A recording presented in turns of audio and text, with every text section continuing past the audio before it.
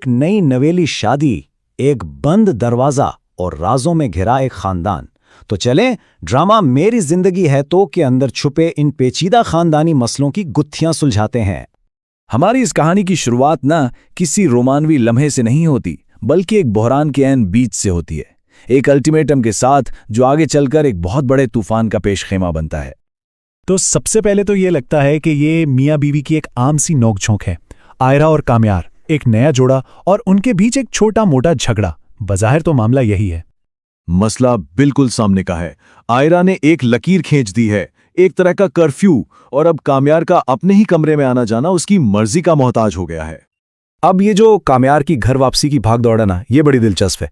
یہ صرف وقت پر گھر پہنچنے کی کوشش نہیں ہے، راستے میں احتجاج کا سامنا، ایک ٹیکسی ڈرائیور سے بحث اور پھر ٹاس جیت کر ٹیکسی لینا، یہ سب کیا دکھاتا ہے؟ یہ دکھاتا ہے کہ شادی کے اتنے شروع میں ہی ان دونوں کے بیچ پاور سٹرگل کتنی شدید ہو چکی ہے۔ اچھا، یہ تو تھی میاں بیوی کی بات، لیکن کہانی اتنی سیدھی نہیں ہے۔ اب اس میں کچھ باہر کے کردار بھی شامل ہونے لگتے ہیں جو اس جھگڑے کو اور بھی پیچیدہ بنا دیتے ہیں۔ اور ان میں سب سے پہلے آتی ہیں کامیار کی پرانی دوست فاریہ۔ وہ آئرہ کو ایسے مشورے دیتی ہیں جیسے کامیار کو اس سے بہتر کوئی جانتا ہی نہیں۔ اسے اٹھتے ہی کافی چاہیے، اسے تیز پرفیوم سے الرجی ہے۔ صاف ظاہر ہے کہ وہ اس نئے رشتے میں اپنی اہمیت جتانے کی کوشش کر رہی ہیں۔ اور اس معاملے میں کامیار کا رد عمل بڑا واضح ہے۔ فاریہ اسے باہر چلنے کو کہتی ہے، اصرار کرتی ہے، لیکن کامیار اسے بالکل صاف صاف منع کر دیتا ہے۔ کوئی لگی لپٹی نہیں رکھتا، سیدھا کہتا ہے میرا موڈ نہیں ہے، تم جاؤ پلیز۔ مطلب وہ فاریہ کی اس مسلسل مداخلت کو بالکل پسند نہیں کر رہا۔ تو جیسے جیسے ہم اس کہانی کی گہرائی میں اترتے ہیں، یہ بات کھل کر سامنے آتی ہے کہ آئرہ اور کامیار کی یہ کشیدگی تو صرف برف کے تودے کا اوپر والا حصہ ہے۔ اصلی مسئلہ تو بہت پرانا ہے، بہت گہرا ہے، جو کامیار کے گھر کی بنیادوں میں چھپا ہے۔ کامیار کی ماں کو آئرہ سے یہی شکایت ہے کہ وہ کچھ زیادہ ہی سوال پوچھتی ہے۔ ان کے مطابق آئرہ کو پتا ہونا چاہیے کہ کس سے کیا بات کرنی ہے، یعنی وہ خاندان کی تاریخ کریدنے کی کوشش کر رہی ہے جو انہیں منظور نہیں۔ اور آئرہ اس منافقت کو بالکل صاف دیکھ رہی ہے۔ وہ دادی سے جو کہتی ہے وہ اس پورے گھر کی کہانی بیان کر دیتا ہے کہ پھوپھو مجھے میرے چند دن کے خراب رشتے پر روز تانے دیتی ہیں، لیکن جب میں ان کے سالوں پرانے خراب رشتے پر ایک سوال کر لوں تو انہیں برا لگ جاتا ہے۔ یہ ہے اس گھر کا اصل مسئلہ۔ تو یہ ناراضگی آئی کہاں سے؟ اس کی جڑیں بہت پرانی ہیں۔ سب سے پہلے کامیار کے والد سہیل کا اپنی سیکرٹری کے ساتھ افیئر۔ جب اس کی بیوی نفیسہ کو اس کا علم ہوا تو گھر میں دہائیوں تک چلنے والی ایک سر جنگ شروع ہو گئی۔ کامیار نے بچپن سے اپنے ماں باپ کو کبھی ایک صحت مند رشتے میں دیکھا ہی نہیں، تو آج جو کچھ اس کی شادی میں ہو رہا ہے وہ دراصل اسی پرانے زخم کی گونج ہے۔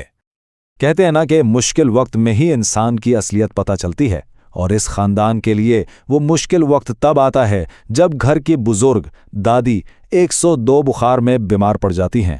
یہ ایک امتحان کا لمحہ ہے، اور اس امتحان میں گھر والے بری طرح فیل ہو جاتے ہیں۔ کامیار انہیں ہسپتال لے جانا چاہتا ہے، لیکن ماں باپ بات ٹال دیتے ہیں۔ ماں کو اپنے بیمار کتے اور رکی ہوئی گاڑی کی فکر زیادہ ہے۔ وہ تو اپنی ساس کے تیز بخار کو کوئی مسئلہ ہی نہیں سمجھتی، اور ان سب کے بیچ صرف ایک شخص ہے جو پوری رات دادی کے سرہانے بیٹھا رہتا ہے، اور وہ ہے آئرہ۔ اب ذرا ایک لمحے کے لیے رک کر سوچیں۔ ایک طرف تو آئرہ اس نئے زہریلے ماحول میں سب کچھ سنبھالنے کی کوشش کر رہی ہے، اور دوسری طرف اس کا اپنا سہارا، اس کا مائکا، اس کے لیے مکمل طور پر بند ہو چکا ہے۔ اس کے والد نے اسے کامیار سے شادی کرنے کی سزا دی ہے، اور ان کا فیصلہ حتمی ہے۔ میرا جواب نہ ہے، تم اس سے نہیں مل سکتے، اور دوبارہ مجھ سے پوچھنے کی زحمت مت کرنا۔ مطلب اس کے لیے واپسی کے تمام دروازے بند ہیں۔ تو آئرہ کی حالت کیا ہے؟ وہ ایک جذباتی قید سے نکل کر دوسری میں آ گئی ہے۔ کامیار کا خاندان جہاں ہر وقت لڑائی جھگڑا، کھلے عام تنازع رہتا ہے، اور آئرہ کا اپنا خاندان جہاں ایک سرد خاموشی ہے، ایک ایسی ضد جس میں معافی کی کوئی گنجائش نہیں۔ وہ مسائل سے بچی نہیں، اس نے صرف ایک طرح کے زہر کو دوسرے سے بدلا ہے۔ تو ایسے میں آئرہ کہاں کھڑی ہے؟ دو ٹوٹے ہوئے خاندانوں کے بیچ میں پھنسی ہوئی۔ اب اس کا کیا بنے گا؟ اور پلاتی ہے دادی، وہ آئرہ کی اچھائی کو دیکھتی ہیں، اس کی ہمدردی کو پہچانتی ہیں، اور پورے خاندان کو سدھارنے کا یہ ناقابل یقین بوجھ اس کے کندھوں پر ڈال دیتی ہیں۔ اگر کوئی اس گھر کو ٹھیک کر سکتا ہے تو وہ صرف تم ہو، میری امید مت توڑنا۔ سوچئے ذرا، ایک لڑکی جو اس گھر میں سب سے نئی ہے، جو خود ایک مشکل سے گزر رہی ہے، اس سے یہ امید لگائی جا رہی ہے کہ وہ اس خاندان کو بچائے گی جس نے خود کو بدلنے سے ہمیشہ انکار کیا ہے۔ اور یہیں پر ہم ایک بہت بڑا سوال چھوڑ جاتے ہیں۔ کیا ایک اکیلا انسان ایک ایسے خاندان کو جوڑ سکتا ہے جو خود جڑنا ہی نہیں چاہتا؟ امید کا یہ بوجھ آخر کتنا بھاری ہو سکتا ہے؟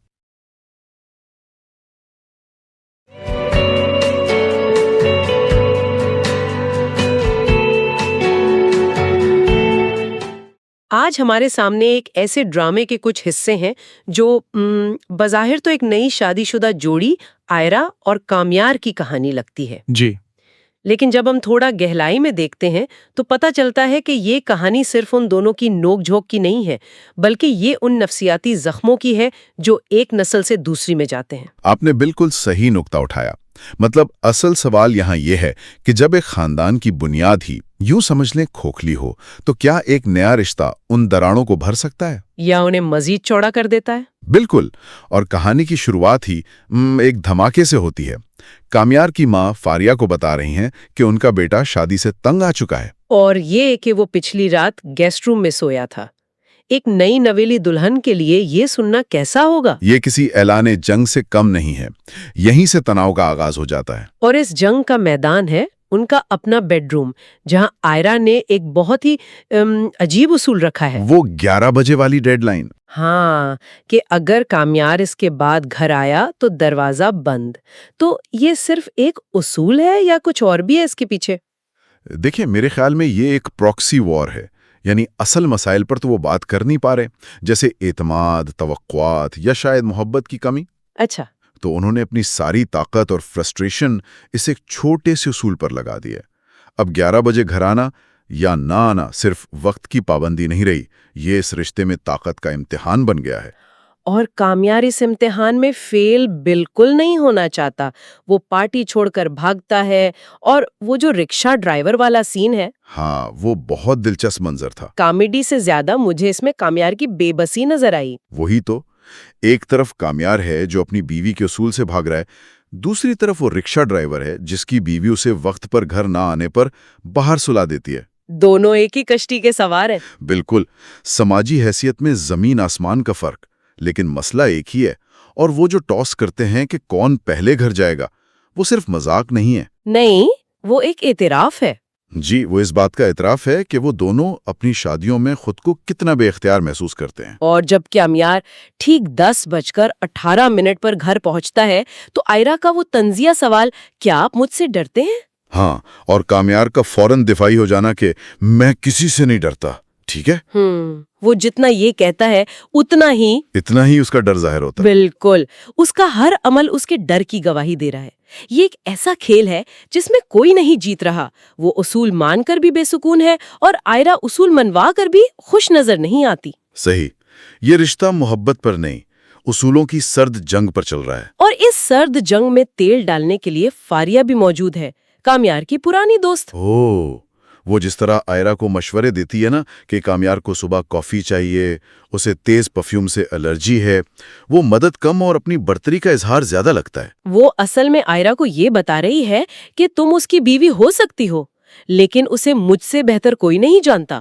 صحیح، فاریہ اس رشتے میں جو جذباتی خلا ہے نا، اسے محسوس کر رہی ہے اور اسے اپنے فائدے کے لیے استعمال کرنے کی کوشش کر رہی ہے۔ اور وہ کامیاب بھی ہوتی نظر آتی ہے جب وہ سب کے سامنے آئرا سے پوچھتی ہے کہ اسے کیسے پتا چلا کہ کامیار گیسٹ روم میں سویا تھا۔ ایک بہت ہی عجیب صورتحال پیدا کر دیتی ہے۔ لیکن مجھے کامیار کا رد عمل دیکھ کر حیرانی ہوئی۔ اس نے فاریہ کو پارٹی میں جانے سے انکار کیا اور صاف کہہ دیا، میرے ساتھ زیادہ بے تکلف ہونے کی کوشش مت کرو۔ جی، اور یہ کامیار کے کردار کا سب سے پیچیدہ پہلو ہے۔ وہ ایک ہی وقت میں آئرا کے اصول سے بھی بھاگ رہا ہے اور فاریہ کو بھی حد میں رکھ رہا ہے۔ یہ رویہ آتا کہاں سے ہے؟ میرے خیال میں اس نے یہ اپنے گھر کے ماحول سے سیکھا ہے۔ اس نے دیکھا ہے کہ مسائل پر بات نہیں کی جاتی، انہیں بس خاموشی سے کنٹرول کیا جاتا ہے۔ اچھا، جس طرح اس نے فاریہ کو ایک جملے میں چپ کرا دیا، شاید یہی طریقہ اس نے اپنے باپ کو اپنی ماں کے ساتھ اپناتے دیکھا ہوگا، جذباتی فاصلہ رکھ کر کنٹرول حاصل کرنا۔ اور یہ ہمیں سیدھا اس گھر کی اصل جڑ کی طرف لے جاتا ہے، آئرا کی دادی سے بات چیت۔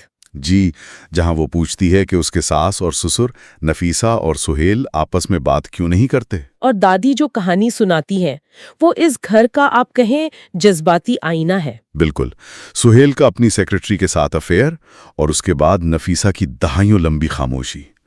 वो एक ही छत के नीचे रहते हैं लेकिन उनके बीच में मीलों की दूरी है। दादी का वो जुमला कि जब से कमियार ने होश संभाला है उसने उन दोनों को कभी एक साथ नहीं देखा होगा, ये कमियार के पूरे किरदार की वजाहत कर देता है। बिल्कुल, उसमें मोहब्बत और ताल्लुक का जो नमूना देखा है वो सिर्फ खामोशी, तलखी और फासले का है। तो उसे जो जज्बाती विरसा मिला है वो यही है। जी, उसके लिए शायदी का मतलब शायद यही है कि दो लोग एक छत के नीचे अजनबी बनकर रहते हैं और मसाइल को हल करने के बजाय उन्हें नजरअंदाज करते हैं। इसीलिए वो आयरा के साथ भी यही कर रहा है। वही कर रहा है। वो उसके उसूल को चैलेंज नहीं करता, उस पर बात नहीं करता, बस इससे बचने की कोशिश करता है। ये उसका तरीका है जो उसने बचपन से सीखा है। और इस सारे बोझ के बीच दादी आयरा को कहती हैं कि सिर्फ वही इस घर को जोड़ सकती है। ये कितनी बड़ी जिम्मेदारी है एक ऐसी लड़की पर जो खुद अपने खानदान से टूटी हुई है। ये बहुत गैर मुनसिफाना तवक्को है। दादी उसे एक मसीहा के तौर पर देख रही हैं, लेकिन आयरा तो खुद इस वक्त डूब रही है।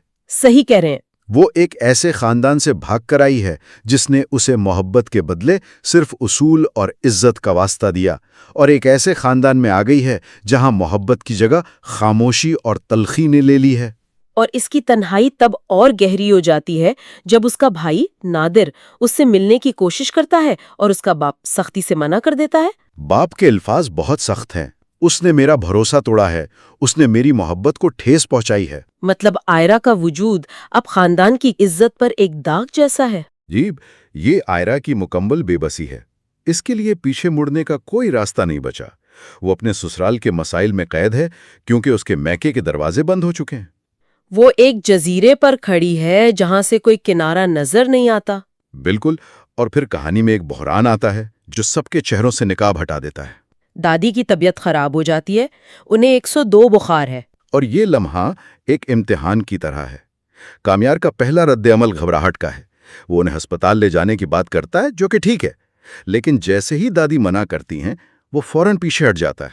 जिम्मेदारी लेने से कतराता है। जी, शायद इसीलिए कि उसने कभी अपने बाप को जिम्मेदारी लेते देखा ही नहीं। लेकिन दूसरी तरफ आयरा है जो खुद एक डॉक्टर है, वो सूरत हाल को अपने काबू में लेती है। और इसका ये कहना कि अगर कोई इमरजेंसी हुई तो मैं आपसे बेहतर संभाल सकती हूँ, ये सिर्फ उसके पेशे की बात नहीं, ये उसकी शख्सियत की मजबूती है। ये शायद पहली बार है कि आयरा इस घर में सिर्फ कामयार की बीवी नहीं बल्कि डॉक्टर आयरा के तौर पर सामने आती है। बिल्कुल, वो अपनी शनाख्त, अपनी काबिलियत का इस्तेमाल करती है। वो जो इख्तियार अपने बेडरूम में एक उसूल बनाकर हासिल करना चाह रही थी, वही इख्तियार यहाँ उसे उसकी काबिलियत दिला रही है। और वो पूरी रात दादी के साथ रुकने का फैसला करती है। जी, जो उसकी हमदर्दी और पुख्तगी को जाहिर करता है। और कामयार का फोन पर फारिया को ये बताना कि आयरा दादी के साथ रुकी है, उसकी आवाज में एक अजीब सी कैफियत थी। क्या वो तारीफ थी या हैरत? शायद दोनों। हो सकता है ये पहला मौका हो जब उसने आयरा को एक जिद्दी बीवी के बजाय एक काबिल और ख्याल रखने वाली शख्सियत के तौर पर देखा हो। ये एक छोटा सा लम्हा है लेकिन अहम है। बहुत अहम। शायद उनके रिश्ते में तब्दीली का आगाज यहां से हो सकता है। उसने देखा कि बहरान के वक्त आयरा भागी नहीं बल्कि डट कर खड़ी रही। ये वो चीजें जो उसने अपने खानदान में शायद कभी नहीं देखी। तो आखिर में ये कहानी हमें एक बहुत ही पेचीदा तस्वीर दिखाती है। एक तरफ वालदैन की दहाइयों पुरानी सर्द जंग है, जिसने पूरे घर के माहौल को जहरीला कर दिया है, और दूसरी तरफ कामयार और आयरा की नई शादी है जो मोहब्बत से ज्यादा ताकत के खेल पर चल रही है।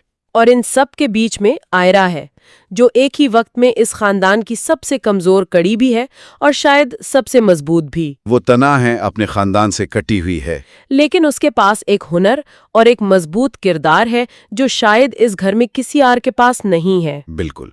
और यहीं हम अपने सुनने वालों के लिए एक सवाल छोड़कर जाते हैं। दादी को यकीन है कि आयरा इस बिखरे हुए खानदान के लिए उम्मीद की किरण है। तो सवाल ये है कि क्या ये वाकई मुमकिन है?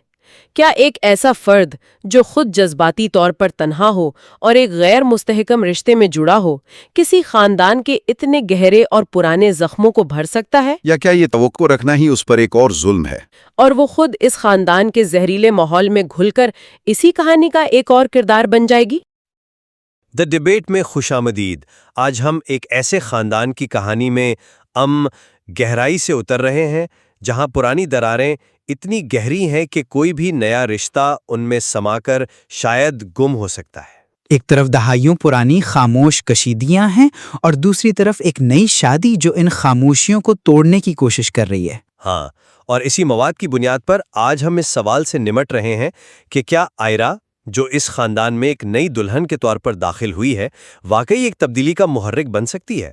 مطلب کیا اس کی آمد اس گھر کے پیچیدہ اور آپ کہہ لیں زہریلے نظام کو ٹھیک کر پائے گی، یا پھر یہ نظام جو تبدیلی کو قبول نہیں کرتا بالآخر اسے ہی توڑ دے گا؟ میرا خیال ہے کہ آئرا صرف ایک نئی بہو نہیں بلکہ وہ ایک ایسی قوت ہے جو اس خاندان کے جمود کو چیلنج کر رہی ہے۔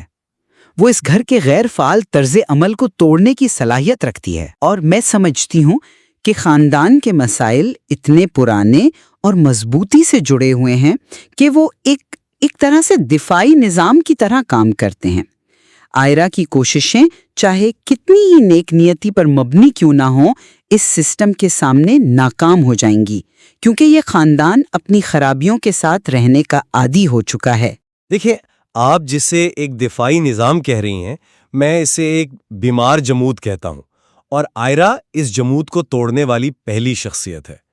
وہ صرف خاموشی سے سب کچھ برداشت نہیں کر رہی، بلکہ وہ فعال طور پر چیزوں کو بدلنے کی کوشش کر رہی ہے۔ مثال کے طور پر دادی کی دیکھ بھال کا معاملہ لیں۔ جب گھر کا کوئی فرد موجود نہیں تھا، وہ پوری رات ان کے ساتھ جاگتی رہی۔ یہ صرف ہمدردی نہیں تھی، یہ ایک بیان تھا۔ یہ اس خاندان کے جذباتی خلا کو پر کرنے کی ایک آپ کہہ لیں شعوری کوشش تھی۔ پھر کامیار کے ساتھ اس کا رویہ دیکھیں۔ اس نے رات 11 بجے گھر آنے کی ایک واضح حد مقرر کی۔ یہ کوئی چھوٹی بات نہیں ہے۔ وہ کامیار کی بے ترتیب زندگی میں ایک ڈھانچہ لانے کی کوشش کر رہی ہے۔ اور سب سے اہم بات، دادی، جو اس خاندان کی اخلاقی مرکز ہیں، وہ خود آئرا کو امید کی کرن سمجھتی ہیں۔ انہوں نے صاف کہا، اگر کوئی اس گھر کے لوگوں کی اصلاح کر سکتا ہے تو وہ صرف تم ہو۔ یہ خاندان کے سب سے تجربہ کار رکن کی طرف سے آئرا کی حکمت عملی کی توثیق ہے۔ آپ نے بہت سے اہم نکات اٹھائیں، خاص طور پر دادی کی حمایت کا، لیکن میں سمجھتی ہوں کہ آپ خاندان کے بنیادی ڈھانچے کی خرابی کو کم سمجھ رہے ہیں۔ یہ خاندان ایک ہومیوسٹیسس کی حالت میں ہے، یعنی یہ اپنی موجودہ حالت کو، چاہے وہ کتنی ہی غیر صحت مند کیوں نہ ہو، برقرار رکھنے کی کوشش کرتا ہے۔ آئرا اس توازن کے لیے ایک بیرونی خطرہ ہے۔ نفیسہ اور سہیل کے درمیان سالوں کی خاموشی نے کامیار کی شخصیت کو جو نقصان پہنچایا ہے، وہ ایک نئی بہو کے آنے سے ٹھیک نہیں ہو سکتا۔ اس نے اپنے والدین کو کبھی خوش نہیں دیکھا۔ یہی وجہ ہے کہ نفیسہ، کامیار کی ماں، آئرا کے سوالات پر شدید غیر آرامدہ محسوس کرتی ہیں اور اسے عجیب لڑکی کہتی ہیں۔ یہ اس نظام کا مدافعتی رد عمل ہے۔ وہ آئرا کو ایک وائرس کی طرح دیکھ رہی ہیں جو ان کے قائم شدہ ماحول کو خراب کر رہا ہے، اور اس رد عمل میں وہ اکیلی نہیں ہیں۔ فاریہ کی مسلسل مداخلت اس مدافعتی نظام کو مزید مضبوط کرتی ہے، اور ہمیں یہ بھی نہیں بھولنا چاہیے کہ آئرا خود ایک جذباتی جنگ لڑ رہی ہے۔ اس کے والد نے اسے ناتا توڑ دیا ہے۔ جو شخص خود سہارے کے لیے اپنی ماں کو فون پر رو رہا ہو، وہ ایک پورے بکھرے ہوئے خاندان کا بوجھ کیسے اٹھا سکتا ہے؟ چسپ اصطلاح ہے، لیکن کیا کسی بھی نظام میں تبدیلی لانے کے لیے اس کے مدافعتی نظام کو چیلنج کرنا ضروری نہیں ہوتا؟ یہیں سے ہماری بحث کا پہلا نقطہ شروع ہوتا ہے۔ آئرا کی حکمت عملی تعمیری ہے یا تخریبی؟ آپ اسے ایک حملہ سمجھ رہی ہیں، میں اسے ایک ضروری جھنجھوڑنا سمجھتا ہوں۔ جب کامیار اپنی ماں سے فون پر کہتا ہے کہ آئرا نے دادی کی دیکھ بھال کی جو میں نے آپ کو کبھی کرتے نہیں دیکھا، یہ صرف ایک اطلاع نہیں ہے، یہ آئرا کے عمل کا پہلا نتیجہ ہے۔ اس کے عمل نے کامیار کو مجبور کیا کہ وہ اپنی ماں کے رویے پر سوال اٹھائے۔ وہ صرف باتیں نہیں کر رہی، وہ اپنے عمل سے ایک مثال قائم کر رہی ہے کہ خاندان کیسا ہونا چاہیے۔ یہ براہ راست تصادم سے زیادہ طاقتور ہے۔ لیکن اس مثال کا عملی نتیجہ کیا نکل رہا ہے؟ کیا نفیسہ نے یہ سن کر خود کو بدلا؟ نہیں، وہ فوراً فاریہ کو فون کرتی ہے اور شکایت کرتی ہے کہ شادی کتنی مشکل ہے۔ آپ کی تعمیری حکمت عملی سے سوچنے پر مجبور کرنے کے بجائے اسے مزید دفاعی بنا رہی ہے۔ وہ ایرا سے دور ہو کے پرانے اور آرام دہ تعلقات یعنی فاریہ کی طرف جا رہی ہے۔ ایرا کا براہ راست سوال کرنا، جیسے نفیسہ سے اس کے اور سہیل کے رشتے کے بارے میں پوچھنا، اسے ایک مسیحا کے بجائے ایک مداخلت کار کے طور پر پیش کرتا ہے۔ آپ کسی کی دہیوں پرانی دیواروں کو اس طرح توڑنے کی کوشش کریں گی تو وہ مضبوطی سے دروازہ بند کر لے گا۔ ایرا کی حکمت عملی خلیج کو کم کرنے کے بجائے بڑھا رہی ہے۔ وہ لوگوں کو قریب لانے کے بجائے انہیں اپنے خلاف متحد کر رہی ہے۔ میں آپ کی بات سے جزوی طور پر اتفاق کرتا ہوں کہ مزاحمت ہو رہی ہے، لیکن میرا خیال ہے کہ یہ مزاحمت تبدیلی کے عمل کا ایک لازمی حصہ ہے۔ جب آپ کسی ایسے زخم کو صاف کرتے ہیں جو سالوں سے نظر انداز کیا گیا ہو تو وہ پہلے تکلیف دیتا ہے۔ نفیسہ کا غیر آرامدہ ہونا اس بات کی علامت ہے کہ آئرہ کی بات اثر کر رہی ہے۔ خاموشی آرامدہ تھی، سچائی غیر آرامدہ ہے۔ لیکن اس سے آگے بڑھ کر کامیار کو دیکھتے ہیں۔ آپ نے کہا کہ اس کی شخصیت کو نقصان پہنچا ہے، جو درست ہے، لیکن آئرہ اس پر اثر انداز ہو رہی ہے۔ کیا کامیار پر اس کا اثر حقیقی ہے یا محض عارضی؟ میرے خیال میں یہ مکمل طور پر عارضی اور حالات پر منحصر ہے۔ آپ کامیار کے ایک رات 11 بجے گھر آنے کو ایک بڑی تبدیلی کے طور پر پیش کر رہے ہیں۔ میں اسے صرف جھگڑے سے بچنے کی ایک کوشش کے طور پر دیکھتی ہوں۔ اس کی شخصیت کی بنیاد ہی تضاد پر ہے۔ وہ آئرہ کے لیے ٹیکسی والے سے لڑتا ہے، لیکن اگلے ہی دن اپنے دوستوں کے سامنے کہتا ہے کہ وہ آئرہ کے ساتھ باہر جانے میں آرام دہ نہیں ہے۔ یہ کیا ظاہر کرتا ہے؟ یہ ظاہر کرتا ہے کہ اس کا رویہ اس بات پر منحصر ہے کہ وہ کس کے ساتھ ہے۔ وہ ابھی بھی فاریہ کے فون کا انتظار کرتا ہے، وہ ابھی بھی دوستوں کے دباؤ میں ہے۔ ایک رات کا اصول مان لینا اس کی بنیادی فطرت کو نہیں بدلتا جو عدم استحکام پر قائم ہے۔ نہیں، میں اس سے اختلاف کروں گا۔ آپ اس واقعے کی نفسیات کو نظر انداز کر رہی ہیں۔ یہ صرف وقت پر پہنچنا نہیں تھا، یہ اس کے لیے کی جانے والی جدوجہد تھی۔ اس کا بے چین ہونا، ڈرائیور کو اضافی پیسے دینا، گاڑی سے اتر کر بھاگنا، یہ سب ایک اندرونی تبدیلی کی طرف اشارہ کرتا ہے۔ اس کی ترجیحات بدل رہی ہیں۔ پہلی بار شاید اپنی زندگی میں کسی دوسرے شخص کی توقعات اس کے لیے اپنی خواہشات یا دوستوں کے دباؤ سے زیادہ اہم ہو گئی تھیں۔ یہ اطاعت نہیں ہے، یہ احترام کا آغاز ہے۔ یہ ایک بہت بڑی تبدیلی کا پہلا قدم ہو سکتا ہے۔ آپ اسے ایک واقعہ کہہ رہی ہیں، میں اسے ایک نمونہ، ایک پیٹرن کا آغاز دیکھ رہا ہوں۔ ایک واقعہ ایک نمونہ نہیں بناتا۔ ایک نمونہ بننے کے لیے مستقل مزاجی کی ضرورت ہوتی ہے، اور کامیار کی شخصیت میں سب سے زیادہ کمی اسی چیز کی ہے۔ آپ اس کی ایک رات کی کوشش پر شرط لگا رہے ہیں، جبکہ میں اس کی برسوں کی عادتوں اور اس کے ارد گرد موجود منفی اثرات کو دیکھ رہی ہوں، اور یہی سب سے بڑا مسئلہ ہے۔ آپ کامیار کی اندرونی تبدیلی کی امید کر رہے ہیں، لیکن اس کے بیرونی حالات، خاص طور پر فاریہ، اسے واپس پرانی ڈگر پر کھینچنے کے لیے ہر وقت موجود ہیں۔ آپ نے خود ہی اگلے نقطے کی طرف بہترین راہ ہموار کی ہے۔ آپ کامیار کے ارد گرد منفی اثرات کی بات کر رہی ہیں، لیکن آپ اس نئے مثبت ڈھانچے کو نظر انداز کر رہی ہیں جو آئرہ بنانے کی کوشش کر رہی ہیں، اور اس ڈھانچے میں وہ اکیلی نہیں ہے۔ تیسرا اور شاید سب سے اہم نقطہ یہی ہے: خاندان کی ساخت اور طاقت کی تقسیم۔ آئرہ کے پاس دادی کی حمایت ہے، جو صرف ایک جذباتی سہارا نہیں بلکہ اس خاندان میں طاقت کا ایک اہم مرکز ہے۔ دادی اس گھر کی اخلاقی قطب نما ہے۔ جب وہ کہتی ہیں کہ صرف آئرہ ہی اس گھر کو ٹھیک کر سکتی ہے، تو وہ آئرہ کو ایک ایسی قانونی حیثیت عطا کرتی ہیں جو نفیسہ یا کوئی اور نہیں چھین سکتا۔ وہ آئرہ کی کوششوں پر مہر لگا رہی ہیں۔ میں مانتی ہوں کہ دادی کی حمایت اہم ہے، لیکن ان کی طاقت زیادہ تر علامتی ہے۔ عملی طاقت روزمرہ کے معاملات میں نفیسہ کے ہاتھ میں ہے، اور نفیسہ کیا کر رہی ہے؟ وہ آئرہ کے خلاف ایک اتحاد بنا رہی ہے۔ وہ فاریہ سے کہتی ہے کہ وہ ہمیشہ اسے کامیار کی بیوی کے طور پر دیکھنا چاہتی تھی۔ یہ صرف ایک خواہش کا اظہار نہیں، یہ آئرہ کے خلاف ایک واضح اعلان ہے۔ تو ایک طرف آئرہ اور ایک بیمار بزرگ دادی ہیں، اور دوسری طرف نفیسہ اور ایک چالاک جوڑ توڑ کرنے والی سابقہ منگیتر۔ طاقت کا توازن کس کے حق میں ہے؟ اور آپ آئرہ کی اپنی کمزوری کو پھر بھول رہے ہیں۔ وہ ایک ایسے شخص سے لڑ رہی ہے جو اس کے شوہر پر اثر رکھتا ہے، ایک ساس سے جو اسے قبول نہیں کرتی، اور ساتھ ہی اپنے والد کی طرف سے مسترد کیے جانے کے درد سے بھی گزر رہی ہے۔ ایک زخمی سپاہی دو محاذوں پر جنگ کیسے جیت سکتا ہے؟ وہ جانتی ہے کہ خاندان کی طرف سے مسترد کیے جانے کا احساس کیسا ہوتا ہے۔ اس لیے اس کی کوششیں محض ایک سماجی منصوبہ نہیں ہے، یہ اس کی اپنی بقا اور اپنائیت کی تلاش ہے۔ یہ چیز اسے وہ طاقت دیتی ہے جو نفیسہ یا فاریہ کبھی نہیں سمجھ سکتی۔ اس کا درد اسے ہمدرد بناتا ہے۔ وہ کامیار کے درد کو سمجھ سکتی ہے کیونکہ وہ خود درد میں ہے۔ اور جہاں تک دادی کی طاقت کے علامتی ہونے کی بات ہے، خاندانوں میں علامتیں ہی سب سے زیادہ طاقتور ہوتی ہیں۔ دادی کی حمایت آئرہ کو اخلاقی برتری دیتی ہے۔ اب وہ صرف ایک باہر والی نہیں ہے، وہ خاندان کی بزرگ ترین فرد کی منتخب کردہ وارث ہے۔ ایک بہت ہی شاعرانہ خیال ہے، لیکن خاندان عملی میدانوں میں چلتے ہیں، شاعری پر نہیں۔ اخلاقی برتری آپ کو تب تک نہیں جتوا سکتی جب تک آپ کے مخالفین کے پاس حقیقی طاقت ہو۔ نفیسہ اور فاریہ کا اتحاد کامیار پر اثر انداز ہونے کی حقیقی طاقت رکھتا ہے۔ وہ اس کے ماضی کو کنٹرول کرتے ہیں۔